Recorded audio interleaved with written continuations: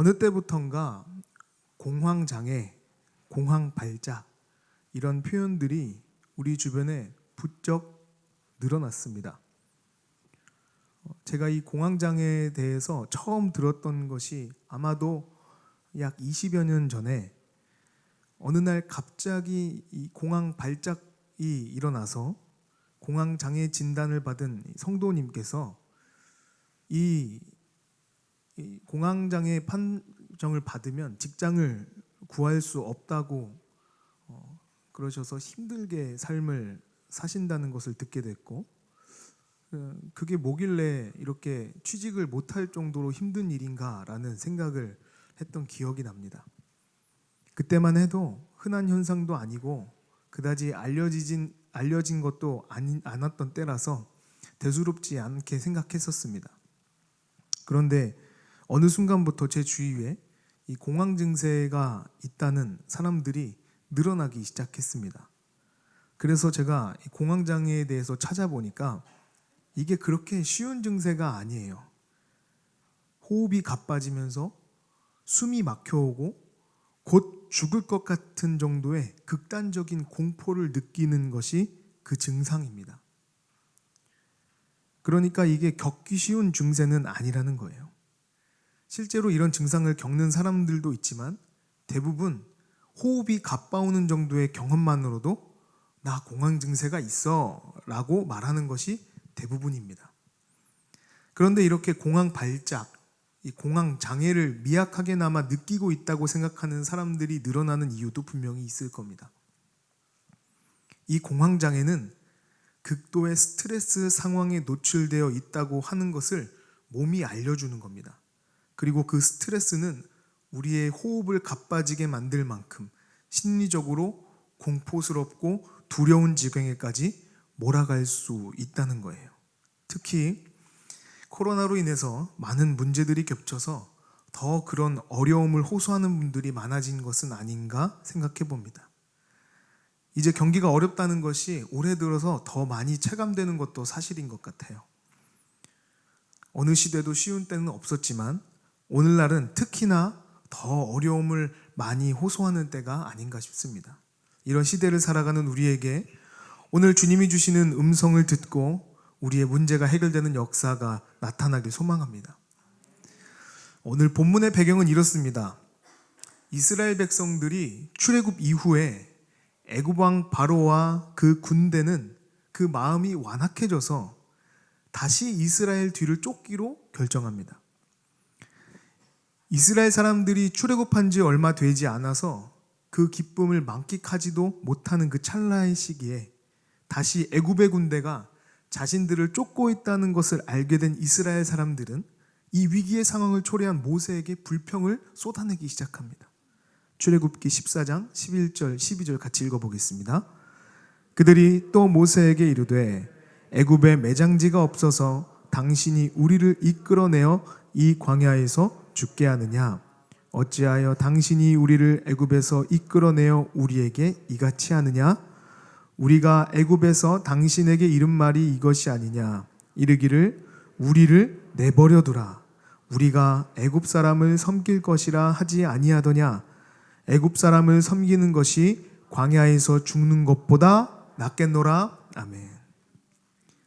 모세와 함께 출애굽한 이유를 애굽에 매장지가 없기 때문이냐라고 불평하고 있는 이스라엘 사람들, 그리고 차라리 애굽 사람들을 섬기는 것이 낫겠다, 내가 여기서 죽는 것보단 차라리 그 편을 택하겠다라고 따지는 이 사람들의 모습은 위기감을 넘어서 자신들을 여기까지 인도한 모세의 마음을 작정하고 아프게 하려고 하는 것처럼 보입니다. 그리고 이들의 속마음을 대변하는 중요한 표현이 우리를 내버려 두라는 거예요. 이스라엘 백성들은 모세를 만나기 전까지 애굽 사람들과 함께 노예 생활을 하면서 살아가고 있었습니다. 그러면 이스라엘 사람들이 그 시절을 그리워할 만큼 그들은 삶이 행복하고 만족스러웠을까요? 앞으로 돌아가서 우리가 성경을 같이 살펴보겠습니다. 출애굽기 2장 23절입니다. 여러 해 후에 애굽 왕은 죽었고 이스라엘 자손은 고된 노동으로 말미암아 탄식하며 부르짖으니 그 고된 노동으로 말미암아 부르짖는 소리가 하나님께 상달된지라. 아멘. 기록된 것처럼 이스라엘 백성들은 고된 노동으로 말미암아 탄식하고 부르짖었습니다. 그러니 이스라엘 백성들의 말은 맞지 않아요. 그들은 애굽에서 충분히 만족하며 살지 못했습니다. 그리고 모세와 출애굽을 같이 하게 된 그 이유도 하나님께서 이들의 고통의 소리를 들었다 하고 기록하고 있습니다. 그렇기 때문에 이스라엘 백성들의 내버려 두라, 이 말은 자신들의 일상을 망친 모세에게 항변하는 말이 아닌 거예요. 하나님은 잘 먹고 잘 살고 있는 이 행복한 이스라엘 사람들을 불러내셔서 애써 그 광야의 고통 가운데로 밀어 넣으신 게 아닙니다. 이스라엘 백성들이 여기에서 놓치고 있는 것이 있어요. 바로 하나님의 뜻입니다. 하나님은 출애굽을 통해서 분명히 드러내고자 하시는 것이 있었습니다. 그것은 출애굽기를 통해서 계속 반복해서 말씀하시는 내가 여호와인 줄 알게 하리라 하는 거예요. 애굽 사람들에게도 이스라엘 사람들에게도 이것은 굉장히 중요한 문제였습니다. 하나님을 올바로 하나님으로 이해하는 것. 이것은 출애굽의 중요한 목적입니다. 그러니 출애굽의 시작과 끝에는 여호와 하나님이 계십니다. 그럼에도 왜 이스라엘 사람들은 그들을 내버려 두라 이렇게 말하고 있는 걸까요? 이스라엘 사람들이 이 홍해 앞에까지 오면서 그들은 정신없는 세월을 보냈습니다. 10가지 재앙이 덮치면서 이집트의 수많은 사람들이 고통받고 심지어 죽는 장면을 보아야 했습니다. 짐을 제대로 꾸릴 정신도 없이 부랴부랴 애굽을 빠져나와야 했습니다. 그 이후에 애굽 군대의 추격을 받으면서 어찌저찌 길을 떠나왔지만 이제는 홍해가 그들의 앞을 가로막고 있는 거예요. 다시 말해서 이들은 자신들의 상황과 처지를 제대로 파악하지 못하고 있습니다. 이런 정신없는 상황을 겪기 전까지 이스라엘 사람들은 400년을 종살이를 했던 사람들이에요. 400년을 종으로 지내던 그들이 이 짧은 순간에 종에서 애굽의 백성들과 동등한 신분으로, 아니 오히려 능력 있으신 하나님의 백성으로 탈바꿈하게 된 겁니다. 이스라엘 백성들이 느긋하게 하나님에 대해서 깊이 깨닫는 일이 있었다고 한다면 애굽 군대를 무서워할 리가 없습니다. 홍해를 건너지 못해서 두려워할 필요가 없습니다. 그런데 이들은 자신들이 처한 위협 속에서 자포자기하는 것처럼 내버려 두라 이렇게 말하고 있습니다. 하나님이 자신들을 도우셔서 애굽 군대의 위협에서도 홍해의 장애물으로부터도 다 이기게 해주실 것이고 구원해 주실 것이라는 믿음이 없습니다. 우리의 삶이 그렇습니다. 그리스도를 믿을 만한 시간과 형편과 상황을 주고 찬찬히 잘 뜯어보고 생각해보고 믿어봐 하는 여유를 우리에게 허락하지 않습니다. 때로는 폭풍처럼 분주하게 어지럽게 돌아가는 세상 한복판에 살아가는 저와 여러분입니다. 이렇다 보니 하나님의 베푸신 은혜도 잊어버리고 내 삶에 베푸신 주님의 그 기적 같은 능력들은 새까맣게 까먹은 채로 당장 내 눈앞에 있는 내 힘으로 감당하지 못할 문제들을 두려워하며 살아가고 있는 것이 우리들의 모습 아닙니까?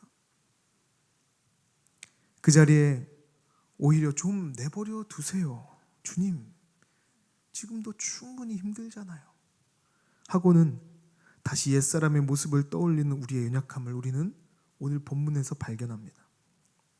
그렇다면 성경은 이런 분주하고 두려운 상황 속에서 믿음마저도 제대로 갖지 못하는 우리들에게 어떤 답을 주고 있을까요?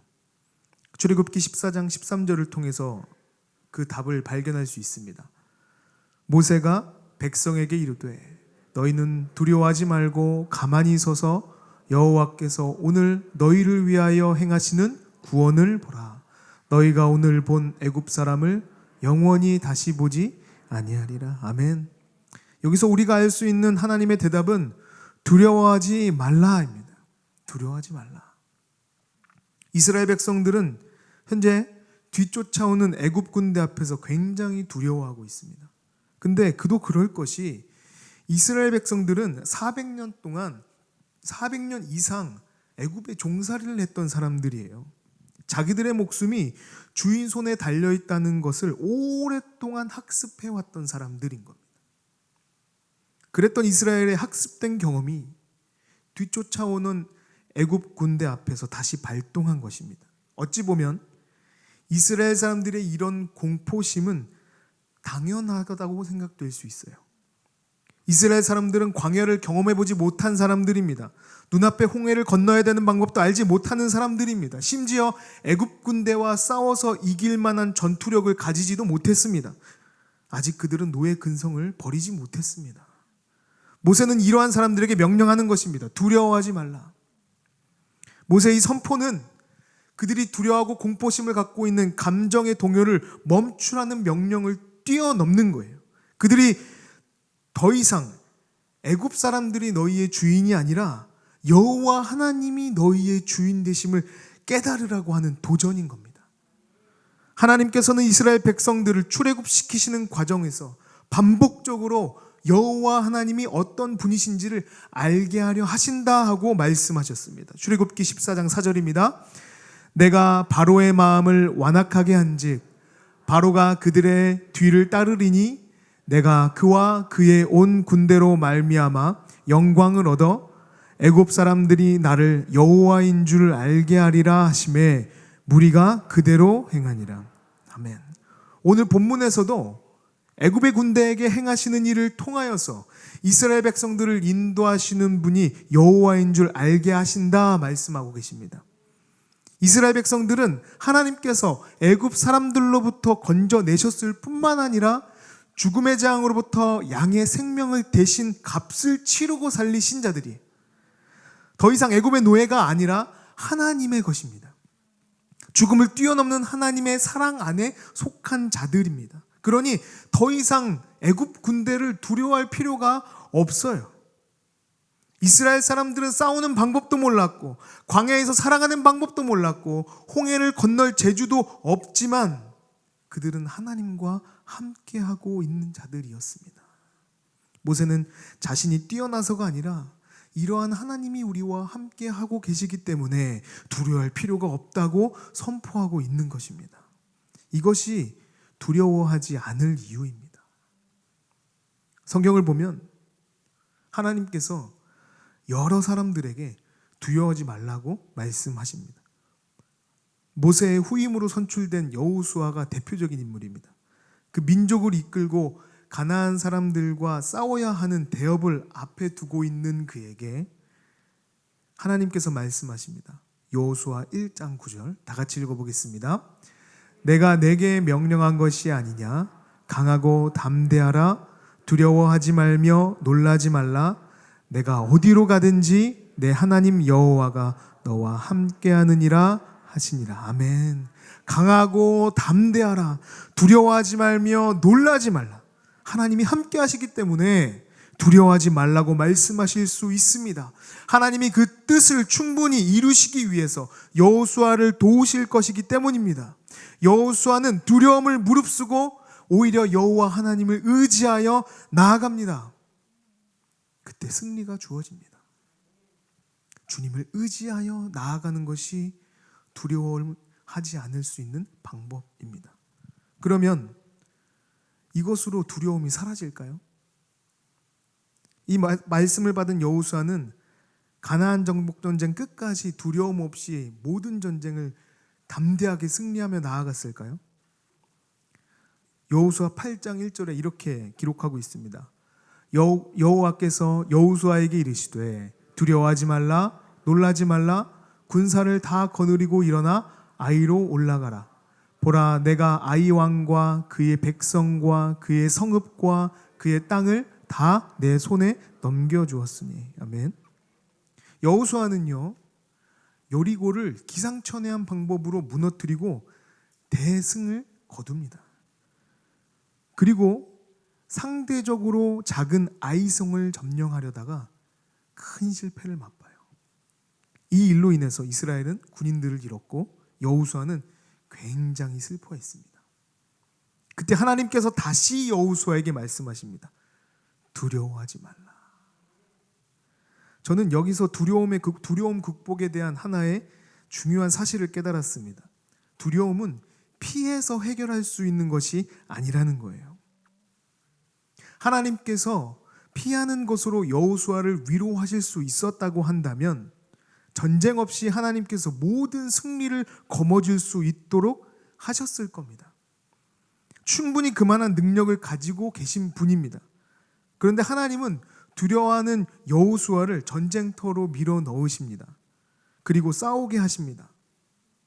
여호수아는 순종했고 승리를 경험합니다. 그것이 두려움을 극복하는 방법이었습니다. 두려움 속에서 좌절하지 않고 그 두려움을 뚫고 나아가는 것이 하나님께서 여호수아에게 주신 강해지는 비결이었습니다. 그렇게 두려움을 극복하는 방법은 주님이 동행하신다는 사실을 신뢰하고 두려움을 관통하신 것이라는 사실을 깨달은 여호수아가 곧 이스라엘 백성들에게 그 방법을 전달합니다. 여호수아 10장 25절입니다. 여호수아가 그들에게 이르되 두려워하지 말며 놀라지 말고 강하고 담대하라. 너희가 맞서서 싸우는 모든 대적에게 여호와께서 다 이와 같이 하시리라 하고. 아멘. 자신이 두려워할 때 하나님이 두려워하지 말라, 놀라지 말라, 내가 너의 하나님 됨이라 선포하셨을 때 순종하며 나아갔더니 승리를 통하여 그 두려움을 극복합니다. 이것을 경험한 여호수아가 이제는 백성들에게 그대로 전달하는 거예요. 두려워하지 말라, 놀라지 말라, 강하고 담대하라. 아멘.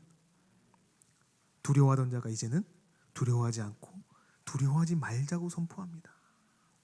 하나님께서 함께 하시면 두려움은 아무것도 아니라는 사실을 깨달았다는 거예요. 우리 사랑하는 신과교회 성도님들도 두려움 앞에서 좌절하고 낙마하고 회피하는 것이 아니라 주님이 우리와 함께 하신다는 사실을 굳게 믿고 돌파하실 수 있길 소망합니다. 여기서 한 걸음 더 나아가서 믿음으로 선포한 사람이 다윗이에요. 사망의 음침한 골짜기를 다닐지라도 내가 해를 두려워하지 않을 것은 주의 지팡이와 막대기가 나와 함께 하십니다. 주님의 돌보심의 경험이 이제는 그 두려움을 뛰어넘어서 믿음의 선포로 바뀌는 장면이에요. 사랑하는 우리 신강교회 성도 여러분, 지금 어떤 두려움 앞에 서 계십니까? 제가 점점 나이가 들고 자녀가 생기고 가정을 이루면서 드는 생각 중 하나가 참 지킬 것이 많아졌구나 하는 것입니다. 혼자 살 때는 내 몸 하나만 건사하면 되었는데 이제는 참 지킬 것이 많아졌습니다. 그러다 보니 두려운 것도 참 많아졌습니다. 제 힘으로 할 수 없는 일이 그만큼 늘어났기 때문에 그렇습니다. 제가 아이를 키우면서 몇 번 크게 가슴을 철렁한 일이 있었는데요. 첫째가 5살 때 어린이집을 가겠다고 옷을 다 차려입고 신발장 앞에서 인사를 하고 나가는 아이 입에 사탕을 하나 이렇게 물려주었습니다. 자두맛 사탕이었던 것 같아요. 그 다음 상황은 성도님들이 다 예상하시듯이 사탕이 목에 걸렸습니다. 저는 불현듯 그 졸면서 예비군 훈련 때 들었던 그 응급 처치가 생각이 났어요. 하임리법이라고. 등 뒤로 돌아가서 명치 아래에 손을 대고 주먹을 대고 세게 당기면 이 목에 걸려 있는 것이 이제 툭 튀어나온다는 응급 처치법을 제가 예비군에서 졸면서 분명히 들었거든요. 그래서 가서 아이 뒤에 가서 끌어안고 강하게 한 번 안 나와요. 2번 안 나와요. 3번 안 나와요. 근데 그때 정말 등에서 등줄기에 식은땀이 주르륵 흐르는 거예요. 이제 내가 잘못하면 정말 아이가 죽을 수도 있겠구나 하는 극도의 공포심이 밀려왔습니다. 몇 번 더 세게 당겼을 때 컥 하고 사탕이 튀어나왔습니다. 아멘.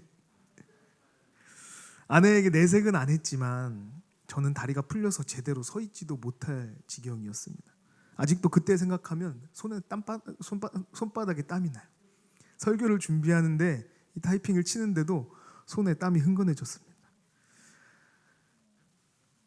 우리는 우리의 힘으로 해결할 수 없는 수많은 문제와 어려움 속에 살아갑니다. 두렵습니다. 두려울 수밖에 없습니다.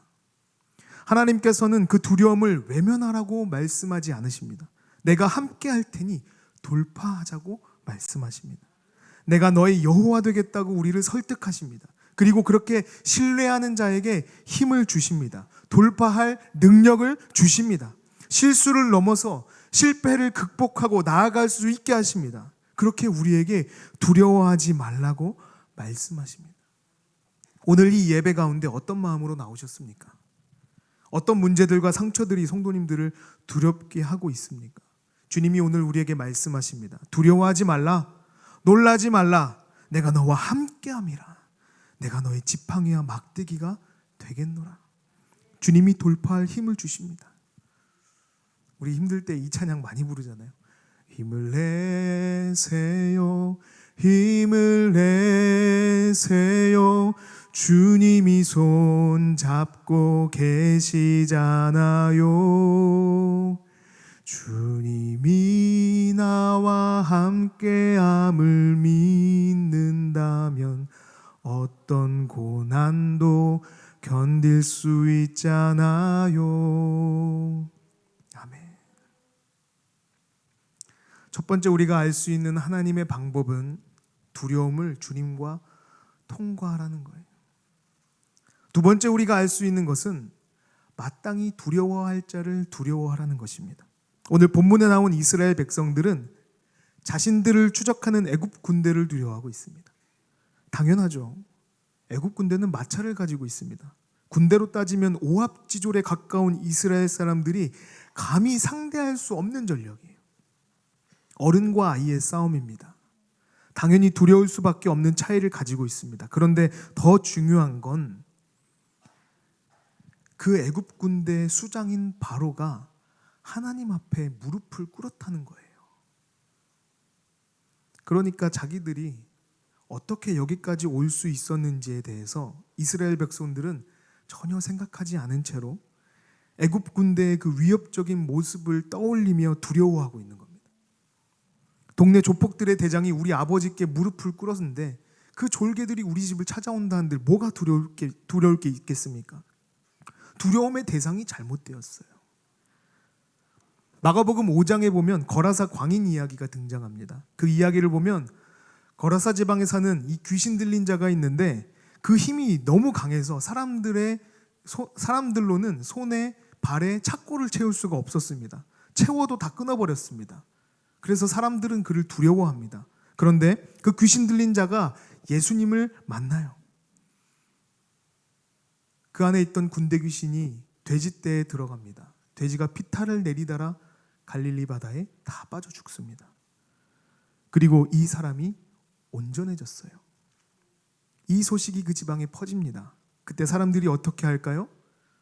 두려움의 대상이었던 그 귀신 들린 자를 고쳐주신 예수님을 찬양합니까? 칭송할까요? 아니요. 마가복음 5장 15절 17절을 보면 이렇게 나와 있습니다. 같이 읽겠습니다. 예수께 이르러 그 귀신 들렸던 자 곧 군대 귀신 집혔던 자가 옷을 입고 정신이 온전하여 앉은 것을 보고 두려워하더라. 이에 귀신 들렸던 자가 당한 것과 돼지의 일을 본 자들이 그들에게 알림해 그들이 예수께 그 지방에서 떠나시기를 간구하더라. 아멘. 자기들이 힘으로 어떻게 할 수 없어서 두려워하던 자를 예수님께서 고쳐주셨습니다. 그 자가 정신이 온전하여서 예수 그리스도 앞에 앉아있는 것을 보고 두려워합니다. 누구를 두려워했을까요? 이 일을 행하신 예수님입니다. 곧 예수님이 그들을 떠나가시기를 원해요. 예수님이 그곳을 방문하신 목적은 복음을 전하시기 위한 것이었습니다. 그런데 그들은 예수님을 두려워한 거예요. 예수님으로부터 복음을 들을 기회를 저버렸습니다. 예수님은 배를 돌려 다시 건너편으로 돌아가셨습니다. 미련한 인생은 두려움의 대상을 제대로 찾지 못합니다. 생명의 주인이신 예수님을 두려워하고 떠나보내는 그들의 모습이 얼마나 어리석습니까? 그러나 그들의 모습에서 오늘 우리를 좀 내버려 두십시오라고 말하는 이스라엘 백성들의 모습을 발견하고 오늘 내 삶의 문제 앞에 주님을 외면하는 우리의 모습을 발견합니다. 반대의 경우도 있습니다. 해결할 수 없는 문제 앞에서 두려워하지만 여호와를 찾는 것입니다. 역대하 20장 3절입니다. 여호사밧이 두려워하여 여호와께로 낯을 향하여 간구하고 온 유다 백성에게 금식하라 공포하매. 무슨 상황이냐면 아람의 왕들이 연합하여서 여호사밧이 왕으로 있는 남유다를 쳐들어온다는 소식을 듣고 두려워하게 되었습니다.